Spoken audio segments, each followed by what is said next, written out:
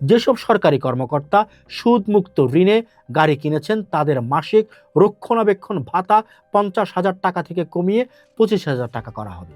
ভাবুন একবার, বর্তমান বাজারে যেখানে সুদের হার 15% উপরে, সেখানে তারা গাড়ি কিনছেন সুদমুক্ত ঋণে। এটা কি কম বড় সুবিধা? তার উপর আবার প্রতি মাসে রক্ষণাবেক্ষণের নামে বিশাল অঙ্কের ভাতা।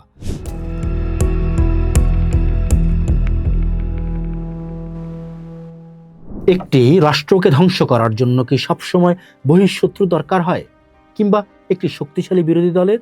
উত্তর হচ্ছে না। মাঝে মধ্যে রাষ্ট্রের শরীরের ভেতরেই লুকিয়ে থাকা একটি ক্যান্সারাস সাবক্লজ বা ঘুমন্ত উপধারাই যথেষ্ট। আমরা বাইরে থেকে শুধু দেয়াল দেখি, কিন্তু সে দেয়ালের ভেতর দিয়ে যে উই পোকাগুলো রাষ্ট্রের মেরুদণ্ড কুরে কুরে খাচ্ছে, তাদের খবর কয়জন রাখে? বাজেট আর সরকারি ব্যয় নিয়ে ঘাটাঘাটি করতে গিয়ে সম্প্রতি এমন এক সাবক্লজের সন্ধান পেয়েছিলেন সুবাইল বিন আলম। সুবাইল বিন আলমের লেখা থেকে অনুপ্রাণিত হয়ে আজকের এই আলাপটা। সুবাইল বিন আলম লিখেছিলেন, এমন একটি সাবক্লজের সন্ধান পেলাম যা খোদ প্রধানমন্ত্রীর কার্যালয়ের নির্দেশকেও তুড়ি মেরে উড়িয়ে দেওয়ার ক্ষমতা রাখে। পুরনো সেই প্রবাদটি দিয়ে শুরু করি। সেই তো নদ খসালি, তবে কেন লোক হাসালি। ঘটনাটা খুব সাধারণ হতে পারত রাষ্ট্রের জন্য একটি স্বস্তির সংবাদ। সিদ্ধান্ত ছিল ন্যায্য ও সময়োপযোগী। যেসব সরকারি কর্মকর্তা সুদমুক্ত ঋণে গাড়ি কিনেছেন তাদের মাসিক রক্ষণাবেক্ষণ ভাতা 50,000 টাকা থেকে কমিয়ে 25,000 টাকা করা হবে। ভাবুন একবার, বর্তমান বাজারে যেখানে সুদের হার 15% উপরে, সেখানে তারা গাড়ি কিনছেন সুদমুক্ত ঋণে। এটা কি কম বড় সুবিধা? তার উপর আবার প্রতি মাসে রক্ষণাবেক্ষণের নামে বিশাল অঙ্কের ভাতা। যখন সাধারণ মানুষের নাভিশ্বাস উঠছে মূল্যস্ফীতির জাতাকলে, যখন মধ্যবিত্ত বাজারের থলি অর্ধেক খালি রেখে বাড়ি ফিরছে, তখন এই একটি কলমের খোঁচায় রাষ্ট্রের কোটি কোটি টাকা সাশ্রয় হতে পারত। কিন্তু গত কয়েকদিন আগে এই নিয়ে নির্ধারিত মিটিংটাই হলো না। কিন্তু কেন? কারণ আদেশটি স্থগিত করা হয়েছে। মজার ব্যাপার হলো, এই স্থগিতের পেছনে কোনো যৌক্তিক অর্থনৈতিক কারণ নেই, আছে স্রেফ কারিগরি এক মারপ্যাচ। আমলারা একটা মোক্ষম খুঁত বের করেছেন। মেমোতে লেখা ছিল এটি মাননীয় প্রধানমন্ত্রীর নির্দেশে করা হচ্ছে। আর আমাদের সচিবালয় নির্দেশমালার 150 ধারায় বলা আছে, কোনো সরকারি আদেশে রাষ্ট্রপতি বা প্রধানমন্ত্রী ব্যক্তিগতভাবে সিদ্ধান্ত নিয়েছেন এমনটা লেখা যাবে না।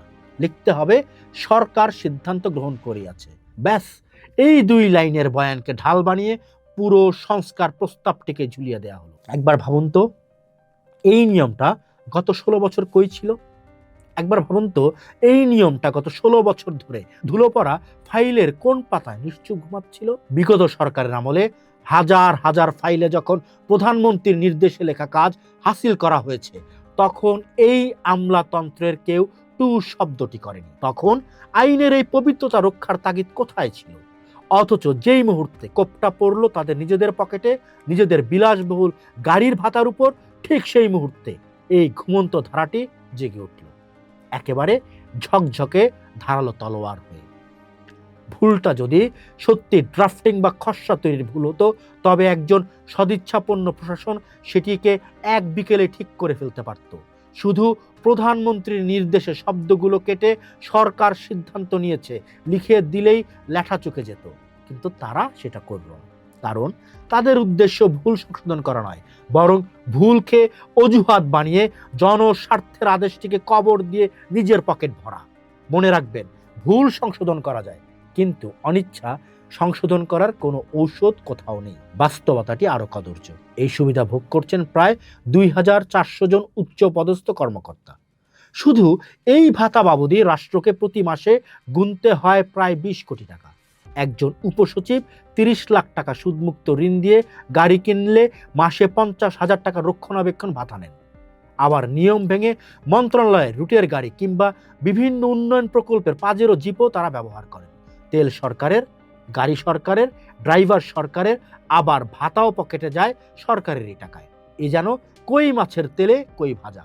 অথচ এই রাষ্ট্রের 90% মানুষ বাসে ঝুলে রোদে পুড়ে হেঁটে অফিস যায়। তাদের করের টাকায় এই বিলাসিতা কি কোনোভাবেই নৈতিক? এখানে আরেকটি গুপ্ত কথা আছে। এই সুবিধার বন্টনও কি সমান? মোটেই না। নির্দিষ্ট কিছু ক্যাডার আর সামরিক অফিসাররাই মূলত এই বিশেষ সুবিধা লুফে নিচ্ছেন।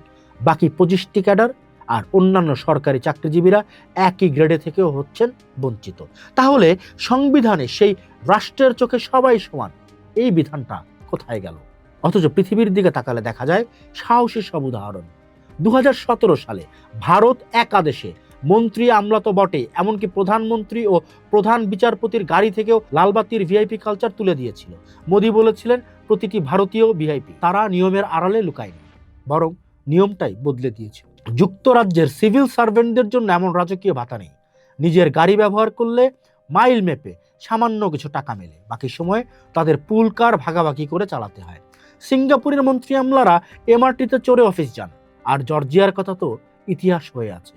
2004 সালে একদিনেই 15,000 দুর্নীতিগ্রস্ত পুলিশকে বরখাস্ত করে পুরো সিস্টেমটাই বদলে দিয়েছিলেন সাকাশভিলি। আর আমাদের এখানে সরকার দেয়াল ভাঙে না, বরং দেয়ালই সরকারকে মাঝে মধ্যে ভেঙে দেয়। যে সংস্কার তাদের স্বার্থে যায় সেটা তারা চোখের পলকে পাশ করে দেয়। যেমন বেতন বাড়ানোর সময় যখন সফটওয়্যারের দোহাই দিয়ে দ্বিগুণ সুবিধার ফন্দি করা হয়, তখন কোনো উপধারা বাধার সৃষ্টি করে না, কোনো নিরীক্ষা ছাড়াই সেটা কার্যকর হয়ে যায়। দুর্ভাগ্যজনক হলেও বর্তমান প্রেক্ষাপটে রাজনৈতিক দলগুলো সম্ভবত জানে না এই আমলাতান্ত্রিক গোলক ধাঁধা কিভাবে মোকাবেলা করতে হয়। সচিবালয়ে গেলেই মনে হয় সেই পুরনো ফ্যাসিস্ট আমলের ভূতরা এখনো প্রশাসন চালাচ্ছে। যারা আগস্টের গণ অভ্যুত্থানের পরে ভয়ে আত্মগোপনে গিয়েছিল, তারা এখন আবার ডালপালা মেলেছে। কেন তারা ফিরে আসার সাহস পেল? কিভাবে তারা ফিরল? কারণ তাদের বিকল্প তৈরির কোনো চেষ্টা গত কয়েক মাসে সরকারের তরফ থেকে দেখা যায়নি। ঠিকাদার থেকে শুরু করে নীতি নির্ধারণী পর্যায়ে সুবিধাভোগী সেই পুরনো মুখগুলো এখন কলকাঠি নাড়ছে। জুলাইয়ের মানুষ যে রক্তক্ষয়ী বদলের স্বপ্ন নিয়ে রাস্তায় নেমেছিল, সেই স্বপ্ন আজ একটা তুচ্ছ সাবক্লজের কাছে বন্দী হয়ে আছে। ভয়টা এখানেই। একটা অন্তর্বর্তীকালীন সরকার কিংবা শক্তিশালী ম্যান্ডেট থাকা সরকারও যদি নিজেদের একটা সামান্য মিতব্যয়ী আদেশ বাস্তবায়ন করতে না পারে, তবে বড় বড় রাষ্ট্র সংস্কার তারা কিভাবে করবে? খোদ তারেক রহমানের নির্দেশও যখন আমলাতন্ত্রের টেবিলে এসে থমকে যায়, তখন হতাশ হওয়া ছাড়া সাধারণ মানুষের আর কিছু করার থাকে না। আজ খুব হতাশা নিয়ে বলতে হচ্ছে, এই সিস্টেম হয়তো বদলাবে না, কারণ যাদের বিরুদ্ধে লড়াইটা হওয়ার কথা তারা রাজপথের প্রতিপক্ষ নয়। তারা বসে আছে খোদ নিয়মের বইয়ের ভিতরে, প্রতিটি ধারায়, প্রতিটি উপধারায়। সরকার চলে আমলাদের কাঁধে চড়ে, আর কাঁধে যে বসে আছে সে কি কখনো নিজের পা কাটতে দিবে? যে রাষ্ট্র নির্বাচিত জনসমর্থিত সরকারের গতিতে নয়, বরং ফাইলের কচ্ছপ গতিতে চলে, সে রাষ্ট্র কখনোই উন্নত হতে পারে না। নতুন বাংলাদেশের স্বপ্ন দেখা মানুষগুলো আজ বড় বেশি ক্লান্ত। তবু একটা ক্ষীণ আশা নিয়ে বলি, প্রমাণ করে দিন আমাদের এই হতাশা ভুল। একটি আদেশ, একটি সাবক্লজ আর একটি দৃঢ় সিদ্ধান্ত দিয়েই কি শুরু করা যায় না দেয়াল ভাঙার গল্পটা? আর যদি না পারেন, তবে মনে রাখবেন, জনগণের মনে আপনাদের জন্য জমা রাখা হানিমুন পিরিয়ড শেষ হয়ে আসছে। আসলে জগৎটা বড্ড কঠিন, সেখানে কেবল আবেগে কাজ হয় না, সিস্টেমের নারী নক্ষত্র চিনে আঘাত করতে হয়। না হলে বাংলাদেশ নিরাশ পার্টি নামটা হয়তো দীর্ঘস্থায়ী হয়ে যাবে।